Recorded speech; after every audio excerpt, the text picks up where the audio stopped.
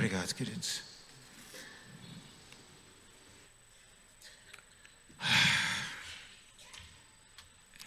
Domingo passado pela manhã, nós estávamos aqui.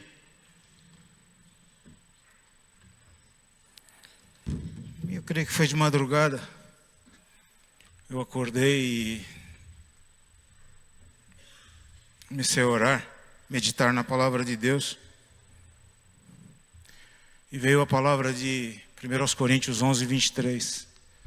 Porque eu recebi do Senhor o que também vos ensinei. Esta palavra veio várias vezes ao meu coração neste dia, de domingo passado.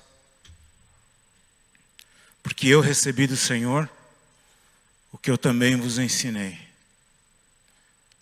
E saltou essa palavra aos meus olhos, assim, de uma maneira tão forte, tão poderosa. Eu comecei a pensar, o que o Senhor quer dizer com isso? Porque eu recebi do Senhor o que também vos ensinei. E várias vezes essa palavra veio. Várias vezes. E eu comecei a pensar em Paulo, na vida daquele homem. Pensar no que aconteceu com ele. E a visão que Paulo teve do Senhor. No domingo passado, pela manhã, Deus me deu uma palavra que eu compartilhei com a igreja, que eu vou continuar agora. Oséias 6,3, conheçamos e prossigamos em conhecer a Jesus Cristo. E no compartilhar desta palavra, nós fomos vendo o que aconteceu no Antigo Testamento, alguns homens que viram no Antigo Testamento a glória do Senhor Jesus Cristo. E eu lembrei que homem nenhum viu a Deus, nem pode ver. E todos aqueles homens que viram a glória de Deus no passado, eles viram a glória de Jesus Cristo. Isaías fala isso em Isaías, no capítulo 6. No ano em que morreu o rei Uzias, eu vi o Senhor. E ele relata que quando o rei Uzias morreu, que era um impedimento na vida dele, ele viu o Senhor. E nós vimos que nós também temos impedimentos na nossa vida, que precisam ser removidos para que a gente veja o Senhor. Para que a gente tenha uma visão da glória do Senhor. E Paulo teve esta visão. E ele recebeu do Senhor. E a minha oração foi, Senhor, que eu também receba do Senhor. Que cada um de nós também receba do Senhor como Paulo recebeu. Porque é possível. Está disponível para nós. A pessoa mais simples, com poucas letras, ela recebe do Senhor. Pedro diz que era um homem iletrado, não é? Diz que era um homem sem letras. Mas quando Pedro, cheio do Espírito Santo, ele abriu a boca para pregar, os doutores da lei ficaram apavorados, admirados com a sabedoria daquele homem. E diz a palavra que eles foram informados de que eram homens indoutos. Oh, queridos, eu quero ver aqui nesse lugar se levantar homens indoutos, com a revelação da palavra de Deus, com a revelação da glória de Deus na face de Jesus Cristo. Eu quero ver levantar nesse lugar aqui homens e mulheres repletos do poder de Deus, cheios do poder de Deus, cheios da revelação da glória de Cristo. E por que isso, queridos? Por que isso é importante? Porque vem um recomeço. Foi isso que o Senhor me falou. Vem aí um recomeço.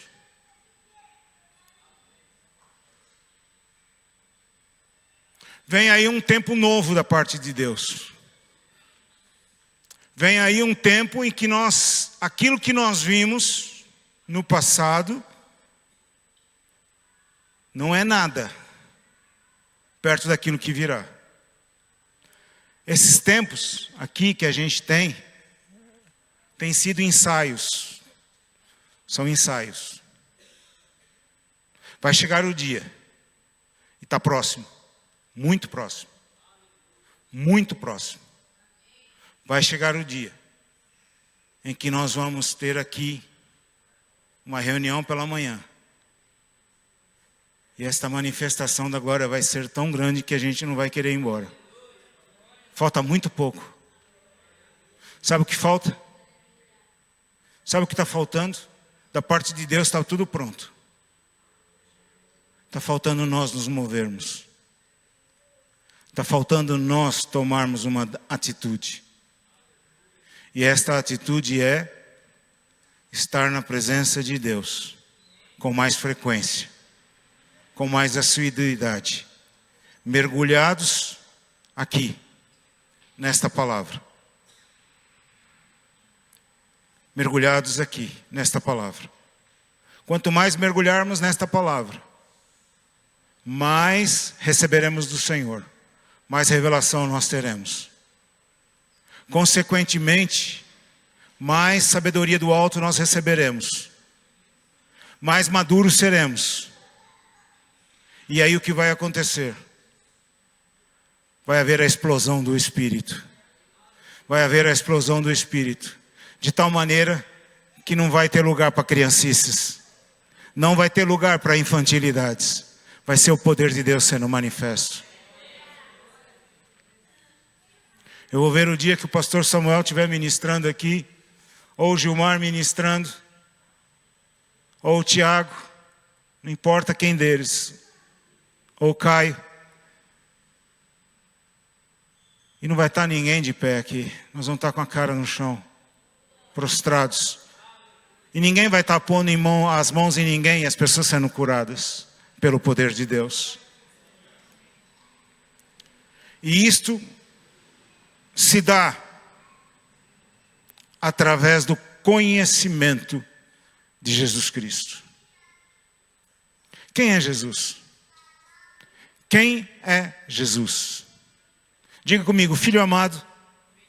Vamos falar rápido. Filho amado, unigênito do Pai, herdeiro de tudo, criador de tudo, primogênito de toda a criação, aquele que é antes de todas as coisas, e todas as coisas subsistem por Ele, cheio de graça e de verdade, o Eu sou, o reconciliador de tudo, o Rei majestoso, o Verbo que se fez carne, o Verbo que estava com Deus, o Verbo que era Deus, aquele que habitou entre nós, resplendor da glória de Deus, expressa a imagem de Deus, imagem do Deus invisível, Cordeiro de Deus, que tira o pecado do mundo, princípio e primogênito, dentre os mortos, cabeça do corpo da igreja, aquele que é a paz,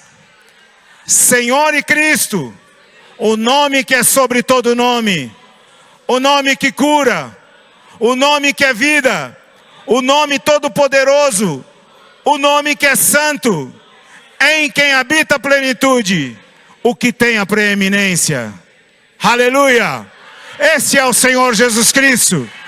Esse é o Senhor Jesus Cristo. Esse é o Senhor Jesus Cristo. Nós só demos alguns títulos dele, mas cada título desse carrega uma glória inimaginável. Cada título desse traduz quem é o Senhor Jesus Cristo. Colossenses capítulo 1, versículo de 15 a 20, diz o seguinte. Capítulo 1, 15 a 20 de Colossenses. O qual é a imagem do Deus invisível, o primogênito de toda a criação, porque nele foram criadas todas as coisas que há nos céus e na terra, visíveis e invisíveis, sejam tronos, sejam dominações, sejam principados, sejam potestades.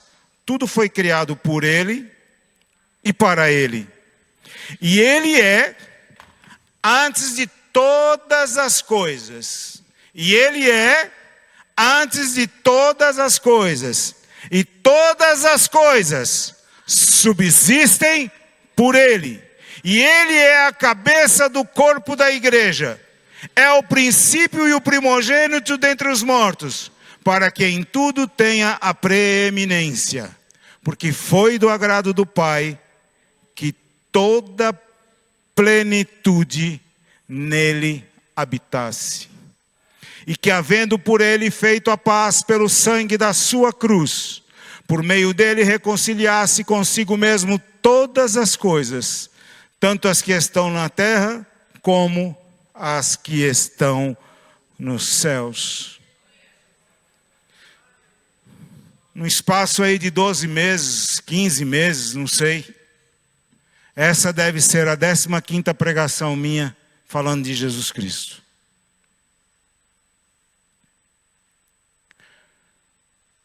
E ainda assim, é impossível esgotar o tema. Em Portugal, eu tive 2 oportunidades de falar acerca de Jesus Cristo. Uma eu tive 1h30 falando, a outra 1h40. E eu ainda tinha mais material para falar outra 1h30, outra 1h40. E quando terminou, os irmãos olharam para mim e disseram: acabou, pastor? Não vamos continuar. Era meia-noite. Era meia-noite. 00:30. Era 00:30. Vamos continuar. Amanhã é sábado mesmo, vamos continuar. Porque esse assunto, queridos, é inesgotável. É a riqueza da igreja. A força da igreja está onde? É em Jesus. Então, quando nós falamos acerca do nosso Senhor Jesus Cristo, ou como o pastor Samuel que ministrou acerca do Espírito Santo, várias ministrações acerca do Espírito Santo, ou como o pastor que tem falado sobre a graça durante tanto tempo, é um assunto que é o assunto da igreja, é o assunto que sustém a igreja. Eu falei no domingo passado acerca do livro do pastor, o Exaltai a Jesus Cristo. E a boa notícia tem uma boa notícia para a igreja, nem ele sabe. O livro vai ser lançado em Portugal em janeiro, a pedido da igreja e do pastor de lá. Então, em janeiro já está sendo providenciado, em janeiro vai ser lançado lá. E Exaltai a Jesus Cristo. E o título é de propósito, porque a igreja tem que exaltar a Jesus Cristo. Colossenses Paulo fala aos Colossenses, que ele tem a proeminência. E muitas vezes a gente lê as Escrituras e a gente não para pegar um dicionário e olhar o sentido das palavras. E um dia desse eu estava meditando nessa palavra e me veio outra palavra, preeminência e proeminência. Palavras difíceis, né? E me veio uma pergunta, e eu coloquei isso nas minhas redes sociais. A igreja que você frequenta dá preeminência ou a proeminência para Cristo? São palavras muito parecidas, mudam uma letra. Mas essa letra que muda todo o significado da palavra. O que é preeminência? O que Paulo está falando aqui em Colossenses capítulo 1? Preeminência quer dizer o predomínio, a primazia, a excelência, a superioridade, a elevação. É a qualidade de preeminente, do que ocupa o lugar mais elevado ou está acima dos demais. Excelência, vantagem, distinção. Por extensão quer dizer, cuja perfeição é inquestionável, que é divino ou superior. Está vendo o porquê dessa palavra? Jesus Cristo está acima de tudo. É indiscutível a sua autoridade. É indiscutível a sua perfeição. É indiscutível a sua divindade. É indiscutível a sua excelência. Ele é acima de tudo. Qual é o índice mais perfeito que existe? Jesus está acima. O que há de melhor? Jesus está acima. E o que é proeminente? E é aqui que muita gente dança nessa. Proeminência no sentido figurado quer dizer, pode ser atribuído a uma pessoa que é distinta, importante ou excelente, seja por qualidades intelectuais ou morais ou por sua riqueza e poder. As religiões dizem que Jesus é uma pessoa proeminente, é uma pessoa importante, ela tem o seu lugar na história. Ele é um profeta, mas uma religião diz que qualquer um pode chegar a ser Cristo. É uma pessoa importante. As religiões dizem que ele é importante, mas a palavra de Deus diz que ele não é importante. Diz que ele é acima de tudo. Ele é acima, ele é um modelo exclusivo. É um modelo da perfeição. E o que ele quer que nós sejamos? Qual é o desejo do Pai para nós? Qual é o desejo do Pai para você? Como é, pastor Francisco? Só o pastor Francisco teve coragem de dizer. Qual é a vontade do Pai para nós em Jesus Cristo? Que sejamos iguais. Não é semelhante. Semelhante é uma cópia. É parecido. Ele quer que nós sejamos exatamente igual. Ele quer que eu e você seja exatamente igual. Que nós cheguemos a varão perfeito, a estatura completa de Cristo. Esse é o alvo de Deus para nós. Por que nós falamos tanto acerca de Jesus Cristo? Porque nós devemos ter uma visão perfeita de quem Ele é, sem interferências. E por que isso? Paulo nos dá a resposta. Por que é importante que nós tenhamos uma visão perfeita de quem é Jesus Cristo? Por que nós, igreja, precisamos ter esta visão perfeita? Abra sua Bíblia em Efésios capítulo 1, versículos 17 até o 20. Ou vai aparecer aqui.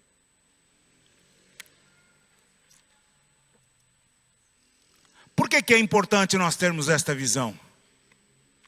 Diz o seguinte a palavra de Deus: para que o Deus de nosso Senhor Jesus Cristo, o Pai da glória, vos dê em seu conhecimento o espírito de sabedoria e de revelação, tendo iluminados os olhos do vosso entendimento, para que saibais qual seja a esperança da sua vocação e quais as riquezas da glória da sua herança nos santos, e qual a sobreexcelente grandeza do seu poder sobre nós, os que cremos, segundo a operação da força do seu poder, que manifestou em Cristo, ressuscitando-o dos mortos e pondo à sua direita nos céus. Porque é importante nós termos uma visão de Jesus Cristo. Primeiro, para que nós tenhamos no nosso conhecimento o espírito de sabedoria e de revelação.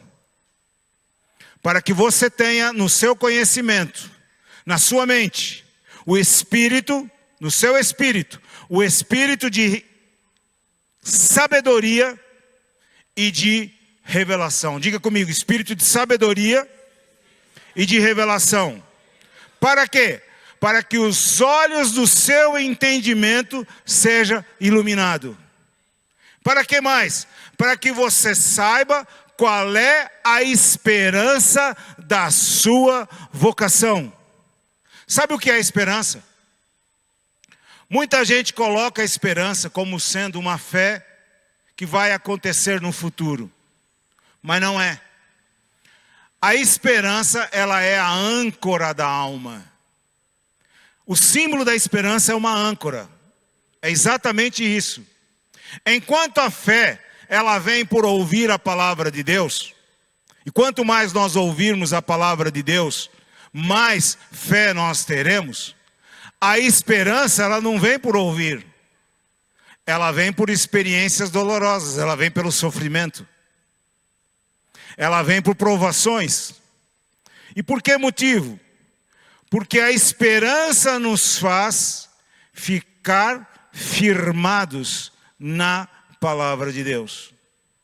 A fé, num determinado momento, ela pode não gerar incredulidade, não é isso. Mas a fé em determinado momento pode se tornar em dúvida. Nós vimos isso muitas vezes na palavra de Deus. A começar por João Batista, que foi o que declarou: eis aí o Cordeiro de Deus que tira o pecado do mundo. Quando as coisas ficaram terríveis para o lado dele, ele mandou os discípulos dele perguntar para Jesus: és tu mesmo que vai vir ou a gente espera outro? E Jesus disse: vem e vê. E vai lá falar para ele. Depois os discípulos no barco.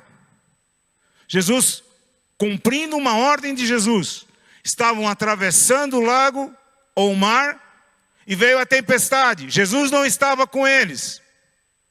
E eles estavam aflitos. Jesus veio andando sobre as águas. Eles ficaram aflitos. Pescadores, cheios de história de fantasmas. Você imagina, a fé deles naquele momento já era. A história que a gente ouviu dos fantasmas é verdadeira. Um aí, ó. E Jesus disse: sou eu. E Pedro disse assim: se és tu, manda-me ir ter contigo. Olha que desaforado. Você conhece algum homem que andou sobre as águas? Você conhece algum homem que andou sobre as águas? Pedro andou. Que Jesus disse para ele: vem. E ele colocou os pés sobre as águas e saiu andando. Mas vindo o vento forte, soprando o vento forte, a dúvida bateu. Pedro lembrou: ei, eu sou pescador, eu sei que o homem não anda sobre as águas. Mas estava tão perto de Jesus que Jesus só estendeu a mão e ele se firmou de novo. Em outra ocasião, os discípulos estavam no barco e Jesus estava dormindo. E veio uma tempestade. Eles tiravam a água e Jesus dormindo. Hein, ô Rafael, você que é pescador, dá para dormir na tempestade? Jesus dormindo na tempestade. E os discípulos aflitos. Olha, vamos acordar Jesus. Ô Jesus, não te dá que pereçamos. Eles nem para parar um pouquinho para pensar. Nem para parar um pouquinho para pensar. Ok, nós estamos na tempestade, o barco está ruim. Mas quem é que está ali mesmo, ali deitado? Quem é que está ali deitado? Ah, é Jesus. Então, vamos continuar tirando água do barco. Eles iam afundar. Eles iam afundar. E por que a gente fica aflito quando vem uma situação contrária para nós? Por que a gente fica aflito? Por que a gente fica com medo? Por que a gente quer? Ah, eu não sei mais o que fazer. Jesus vai deixar a gente afundar? Jesus vai deixar a gente naufragar? E se morrer? Partir e estar com Cristo? Incomparavelmente melhor. Eu estava agora em Portugal. E no domingo, último dia da conferência, veio a notícia na madrugada que uma das irmãs da igreja tinha morrido. E eu falei, ok, né? Depois do culto eu já sabia que ia ter o funeral. Cheguei na igreja, estava o marido, o filho, a cunhada, a outra cunhada, tudo lá na igreja assistindo o culto. E eu olhando para eles, e eles tudo louvando como que se nada tivesse acontecido. Sorrindo. O marido ainda ajudou a tirar as ofertas, orou e tal. O filho deu os avisos. E tocando a bateria. Uma alegria. E eu olhando para eles. Terminou o culto. tal, aquela coisa toda. Bom, vamos almoçar, vamos. Aí depois eles viraram para mim assim, pastor, vai no funeral? Vou. 3 horas da tarde fomos para o funeral. O defunto ficou lá, não teve velório, não teve nada. Quando a gente chegou no cemitério, o carro estava esperando, a cova pronta. Eles olharam, pastor, você dá uma palavra? O pastor João deu uma palavra, 10 minutos, fez o velório, fomos para casa tomar café. Ninguém triste, ninguém. E o marido, olha, ela cumpriu a chamada dela, cumpriu a missão dela, e nós estamos tranquilos, porque fizemos tudo o que tínhamos que fazer. Ela morreu em paz, está com Cristo, e eles também estão em paz, porque estão com Cristo. Então, por que nós temos que ficar, muitas vezes, com medo? Quando nós temos o conhecimento de Jesus Cristo, nos faz ter o espírito de sabedoria e de revelação, nos faz com que os nossos olhos, os olhos do nosso entendimento sejam iluminados, faz com que saibamos qual é a esperança da nossa vocação e quais as nossas riquezas que fazem parte da nossa herança. Você sabia que você tem uma herança? Aliás, você sabia que você é um vaso de barro que carrega essa herança dentro de você, que você tem um tesouro dentro de você? Diz, eu sou um vaso de barro, sujeito a quebrar, mas tem um tesouro dentro. E eu sou um vaso de barro remendado. Eu sou um vaso de barro remendado, mas tem um tesouro dentro. Nós temos um tesouro dentro de nós. E mais, e nós temos a sobreexcelente grandeza do seu poder. Que palavra linda. Não é excelente só. Ele não tem a proeminência, ele tem a preeminência. Ele é sobre-excelente. O homem mais excelente da face da terra não chega aos pés de Jesus Cristo. O homem mais rico da face da terra não chega aos pés de Jesus Cristo. E nós temos a sobre-excelente grandeza do seu poder sobre nós. Nós quem? Os que cremos. Quem não crê não tem nada disso. Quem não crê não tem nada disso. Efésios 3. Por quê? Eu estou dizendo, por que nós temos que ter esta visão de Jesus Cristo? Efésios 3 também nos diz, versículo 17 a 19. Para que Cristo habite pela fé no vosso coração, a fim de, estando arraigados e fundados em amor, poderes perfeitamente compreender com todos os santos, qual seja a largura e o comprimento e a altura e a profundidade, e conhecer o amor de Cristo, que excede todo entendimento, para que sejais cheios de toda a plenitude de Deus. Vou continuar. Pensa numa coisa. O que é plenitude? É o quê? Plenitude, pastor, você é o quê? Você come dicionário no almoço, na janta, o que é isso aí? Eu acho que de manhã ele toma café da manhã decorando Bíblia. Almoço ele lê um dicionário. Aí na janta eu não sei o que é mais, porque tudo que você pergunta ele sabe. É o quê? Estado completo. Mas olha o que Jesus disse na sua palavra. Não é só estar no estado completo. É estar cheio da plenitude. Não basta estar pleno, tem que estar cheio. Cheio do cheio. Cheio do estado completo. As coisas de Jesus nunca é mirrada para nós. É tudo em grande fartura. O senhor falou para continuar o versículo 20, né? Coloca aí para nós, por favor. Ora, aquele que é poderoso para fazer tudo muito mais, abundantemente, além daquilo que o quê? Que o quê? Espera aí. pedimos. Lembre-se que o pensamento é antes do pedido. Antes de você pedir, você pensa. Antes de você pensar, Ele já está dando muito mais abundantemente.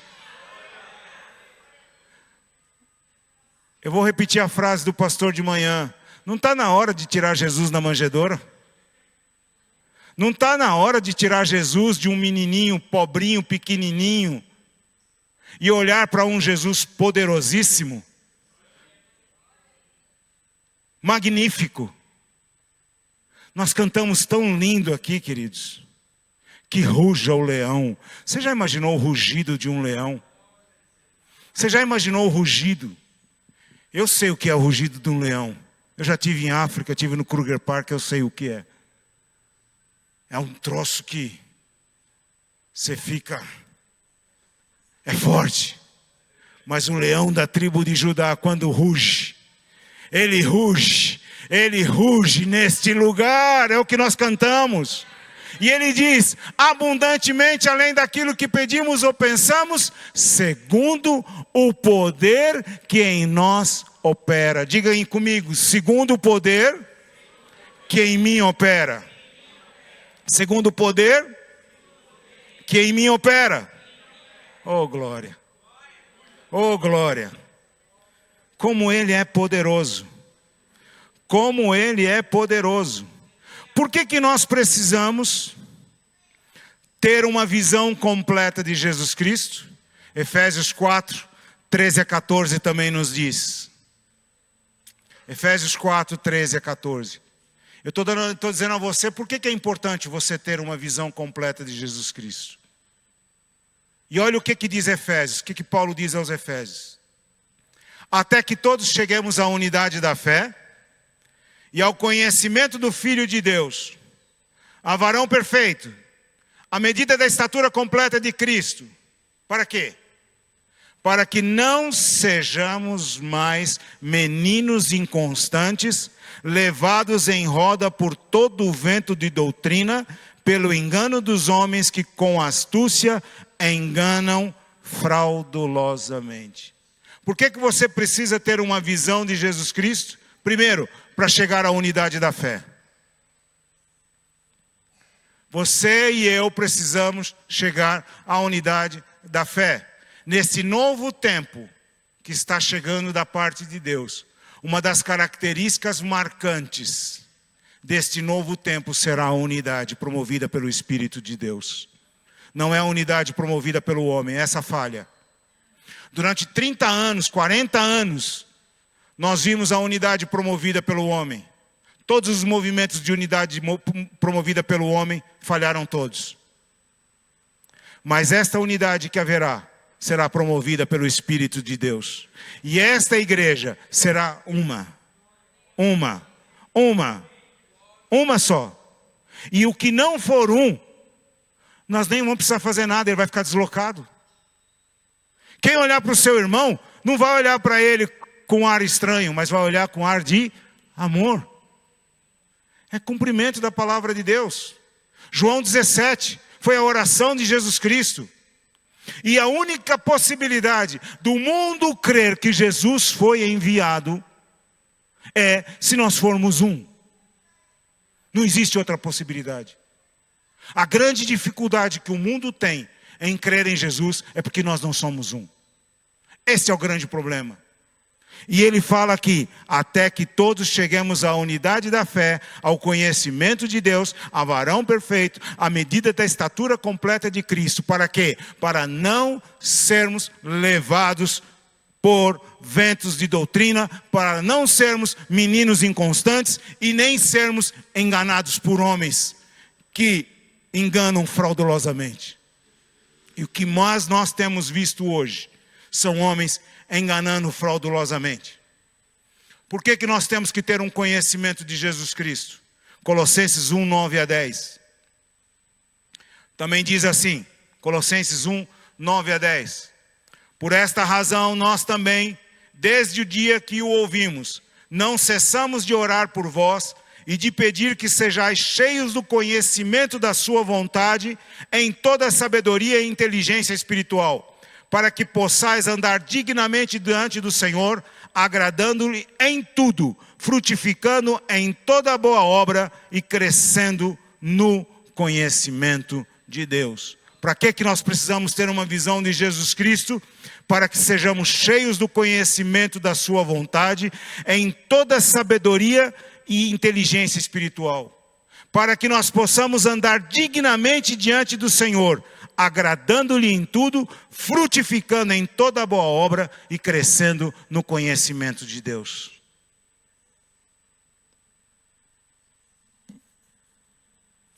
Colossenses 2, 2-3, um texto que eu gosto demais. Diz o seguinte: para que os seus corações sejam consolados e estejam unidos em amor, unidade, e enriquecidos da plenitude da inteligência, para conhecimento do mistério de Deus, Cristo, em quem estão escondidos todos os tesouros da sabedoria e da ciência. Para nós termos acesso a esse tesouro que está dentro de nós, somente através do conhecimento de Cristo. É somente através do conhecimento de Cristo que você vai ter acesso a esse tesouro e vai poder distribuí-lo. Caso contrário, ele vai ficar trancado aí dentro. Caso contrário, ele vai ficar aí. Por que muita gente vive como pobre? Rico e vive como pobre. Tem um tesouro dentro, mas vive como pedinte. Vive como aquele homem na porta do templo Formosa, pedindo uma esmola. Quantos são como Pedro e João? Não tenho ouro nem prata, mas o que eu tenho, isto eu te dou. Em nome de Jesus Cristo, levanta-te e anda. Esse novo tempo que virá, que está para chegar, vai ser o tempo do levanta-te e anda. Não vai ser o tempo de olhar para o ouro e para a prata, mas é o tempo do levanta-te e anda. Ninguém vai estar preocupado com ouro e prata. Ouro e prata é supérfluo. Ouro e prata é supérfluo. O Senhor supre as necessidades. Ai, pastor, eu vou parar de trabalhar. Não faça isso. Não faça isso que ninguém vai te sustentar. Continua trabalhando. Mas a tua visão, os teus olhos não vão estar nestas coisas. Você vai fazer o melhor, porque você é o melhor. Você sabe trabalhar, você vai fazer o melhor, mas você não vai estar olhando para isso. Você vai fazer o melhor para glorificar o Senhor em todas as suas atitudes. É interessante nós vermos duas visões de Jesus Cristo. Há duas visões na Bíblia acerca de Jesus Cristo. Isaías deu uma visão, lá em Isaías 6, ele viu o Senhor no seu alto e sublime trono. Mas em Isaías 53, Isaías viu Jesus como homem. E não é aquelas telas que nós vimos. Esse Jesus das telas é falso. Porque Jesus era uma figura tão comum, que para ser identificado no meio dos outros, Judas teve que dar um beijo nele. Caso contrário, ele passaria incógnito. Ninguém sabe quem é Jesus. Ele estava lá. E Judas disse: olha, aquele que eu der o beijo, esse é Jesus. E quando ele pergunta para eles: a quem vocês procuram? Eles não responderam: tu. Como é que eles responderam? Quem vocês estão procurando? A Jesus. Eles não conheceram a Jesus. Eles não conheciam a Jesus. E Isaías deu uma descrição, em Isaías 53, capítulo 1-3, ele deu uma descrição de Jesus Cristo homem, enquanto ele viveu aqui. E ele dizia o seguinte: quem deu crédito à nossa pregação e a quem se manifestou o braço do Senhor? Porque foi subindo como um renovo perante ele e como raiz de uma terra seca. Não tinha parecer nem formosura. E olhando nós para ele, nenhuma beleza víamos para que o desejássemos. Era desprezado e o mais indigno entre os homens. Homem de dores, experimentado nos trabalhos, e como um de quem os homens escondiam o rosto, era desprezado e não fizemos dele caso algum. Toda a descrição de Isaías é uma descrição fidedigna de Jesus como homem. Ele era carpinteiro, era um trabalho pesadíssimo, era um homem experimentado, era um homem que trabalhava provavelmente no sol.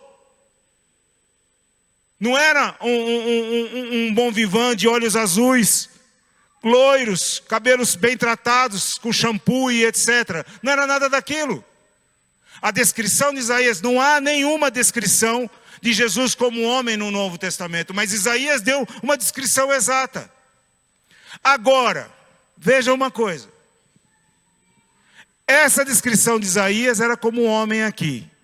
Mas João 17, Jesus faz uma oração e ele diz ao Pai: olha, a glória que tu me deste, eu deixo aqui para eles. Eu deixo aqui para os meus discípulos.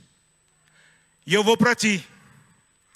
Agora eu quero aquela glória que eu tinha contigo antes da fundação do mundo. Aquele Jesus aqui, descrição de Isaías, ficou aqui. Agora, olha a descrição que João dá no livro de Apocalipse.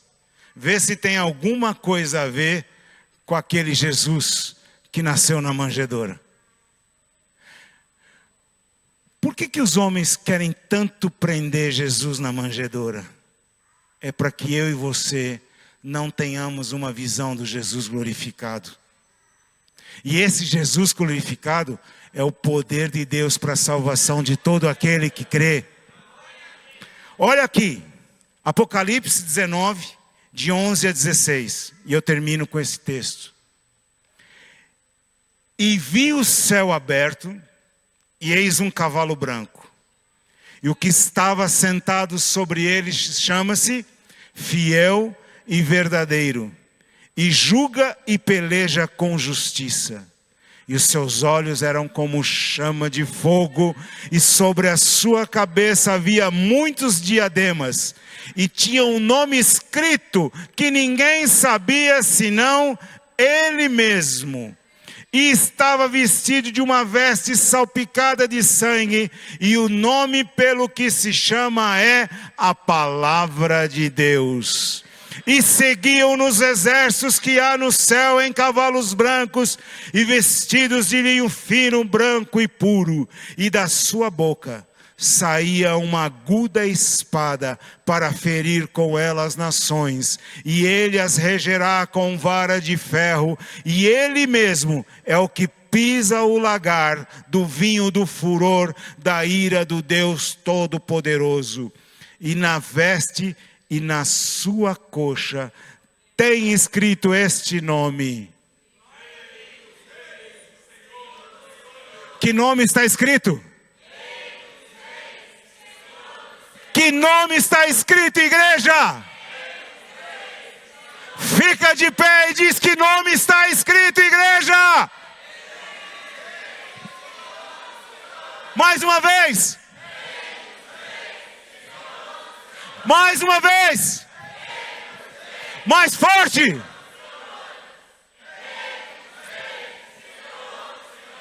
Vamos fazer como o pastor Samuel faz. Rei dos reis, Senhor dos senhores. Rei dos reis, Senhor dos senhores. Rei dos reis, Senhor dos senhores. Rei dos reis, Senhor dos senhores. Rei dos reis, Senhor dos senhores. Rei dos reis, Senhor dos senhores. E toda a terra estremeça diante do Rei dos reis, Senhor dos senhores. Rei dos reis, Senhor dos senhores. Aleluia! Oh, glória a Deus! Amém. Graça e paz, queridos.